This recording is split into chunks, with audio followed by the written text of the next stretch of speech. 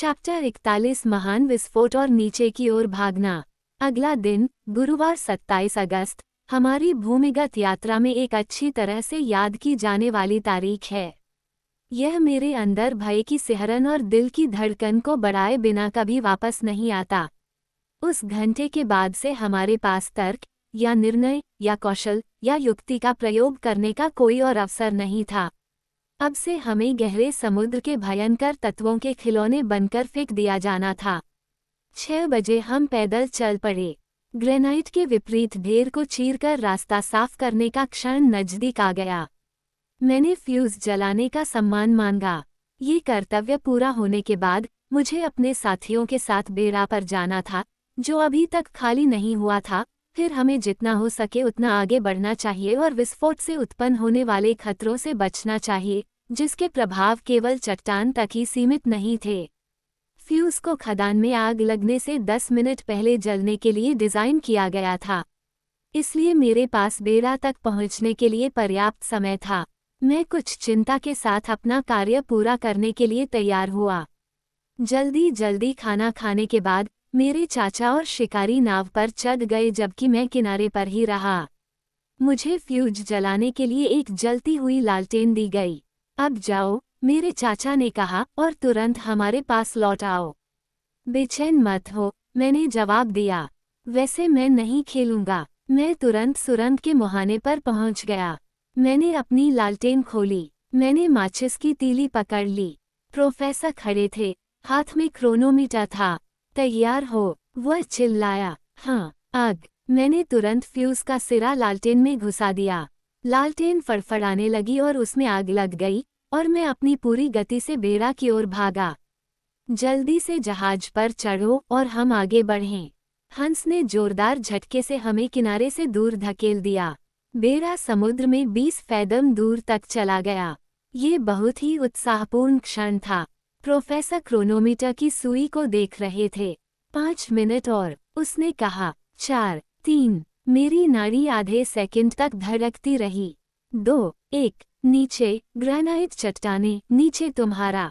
उस समय क्या हुआ? मुझे लगता है कि मैंने विस्फोट की धीमी गर्जना नहीं सुनी, लेकिन चट्टानों ने अचानक एक नया स्वरूप ग्रहण कर लिया। वे एक पर्दे की तरह फट गईं।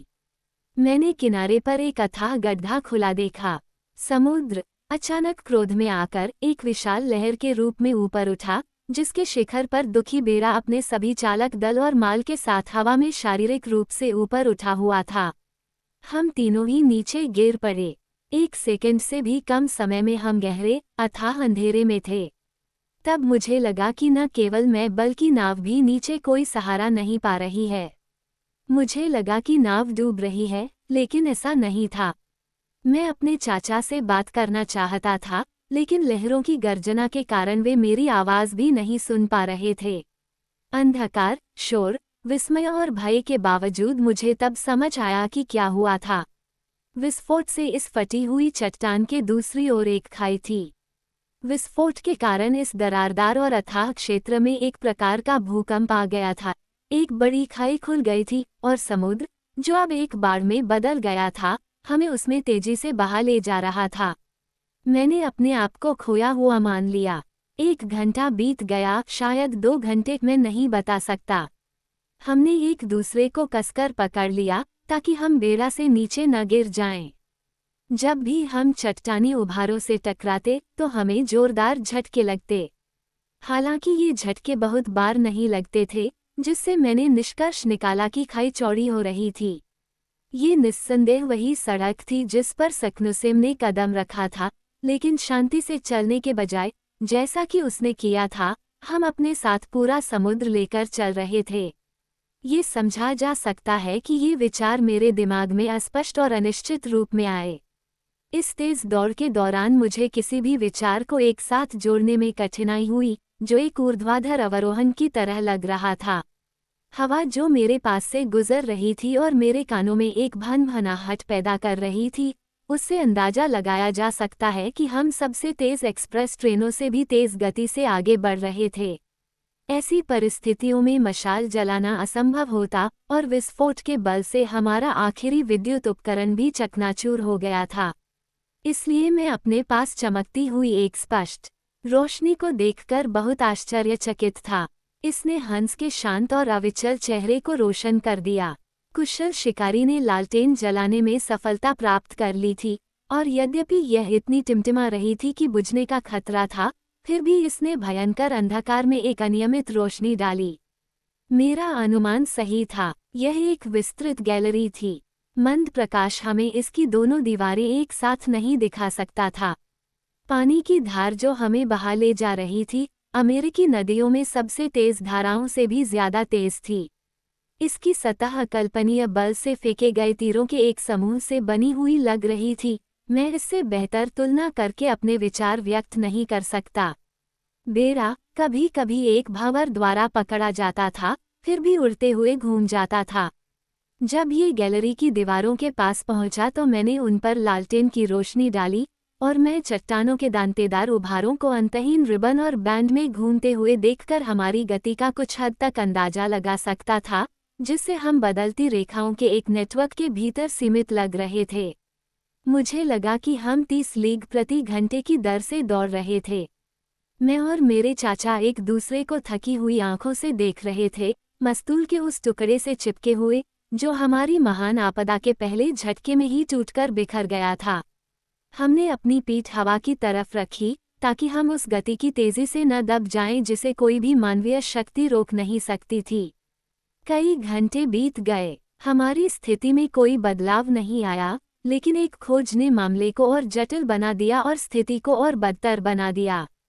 अपने माल को कुछ हद तक बेहतर तरीके से व्यवस्थित करने की कोशिश में मैंने पाया कि जहाज पर लदे हुए अधिकांश सामान विस्फोट के समय ही गायब हो गए थे, जब समुद्र ने हम पर इतनी जोरदार तरीके से हमला किया था। मैं जानना चाहता था कि हमने वास्तव में क्या बचाया है, और अपने हाथ में लालटेन लेकर मैंने अपनी जांच शुरू की। हमारे उपकरणों में से केवल कंपास और क्रोनोमीटर ही बचे थे। रस्सियों और सीढ़ियों का हमारा स्टॉक मस्तूल के स्टंप के चारों ओर लपेटी गई रस्सी के टुकड़े तक सिमट कर रह गया था। हमारे पास एक कुदाल, एक हथौड़ा भी नहीं बचा था, और अपूरणीय आपदा। हमारे पास केवल एक दिन का भोजन बचा था। मैंने नाव के हर कोने, हर दरार और हर छेद को छान मारा। कुछ भी नहीं मिला। हमारे खाने पीने के सामान में सिर्फ एक टुकड़ा नमकीन मीट और कुछ बिस्किट रह गए थे। मैं बेवकूफ़ी से हमारी कम होती आपूर्ति को देखता रहा। मैंने हमारे नुकसान की गंभीरता को समझने से इनकार कर दिया, और फिर भी खुद को परेशान करने का क्या फ़ायदा था। अगर हमारे पास महीनों के लिए पर्याप्त आपूर्ति होती, तो हम उस रसातल से कैसे बाहर निकल पाते, जिसमें हमें एक अप्रतिरोध्य बाढ़ द्वारा फेंका जा रहा था।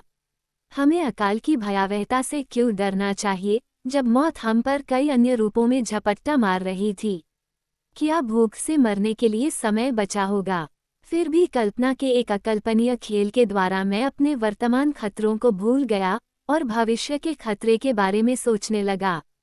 क्या इस तेज बहाव के प्रकोप से बच निकलने और पृथ्वी की सतह पर वापस लौटने का कोई मौका था? मैं इस बारे में जरा भी अनुमान नहीं लगा सका कि कैसे या कब। लेकिन 1000 या 10,000 में से एक मौका तो फिर भी एक मौका है, जबकि भूख से मौत हमारे लिए दुनिया में कोई छोटी सी भी उम्मीद नहीं छोड़ेगी।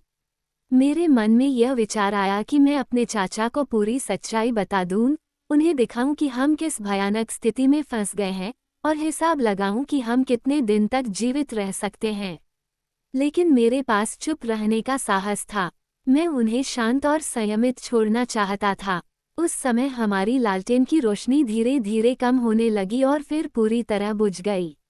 बाती जलकर खत्म हो गई थी। काली रात फिर छा गई थी, और अब इस अंधेरे को दूर करने की कोई उम्मीद नहीं बची थी। हमारे पास अभी भी एक मशाल बची थी, लेकिन हम उसे जलाए नहीं रख सकते थे। फिर एक बच्चे की तरह मैंने अपनी आंखें बंद कर ली, ताकि अंधेरा न दिखे। काफी समय बीतने के बाद हमारी गति दोगुनी हो गई। मैं इसे धाराओं की तीव्रता से समझ सकता था जो मेरे चेहरे के पास से बह रही थीं। उतराई और भी तीव्र हो गई। मुझे लगता है कि हम अब फिसल नहीं रहे थे, बल्कि नीचे गिर रहे थे। मुझे ऐसा लग रहा था कि हम सीधे नीचे गिर रहे हैं। मेरे चाचा के हाथ और हंस की जोरदार भुजा ने मुझे मजबूती से पकड़ रखा था। अचानक एक निश्चित समय के बाद, जिसे मैं माप नहीं सकता था, मुझे झटका लगा।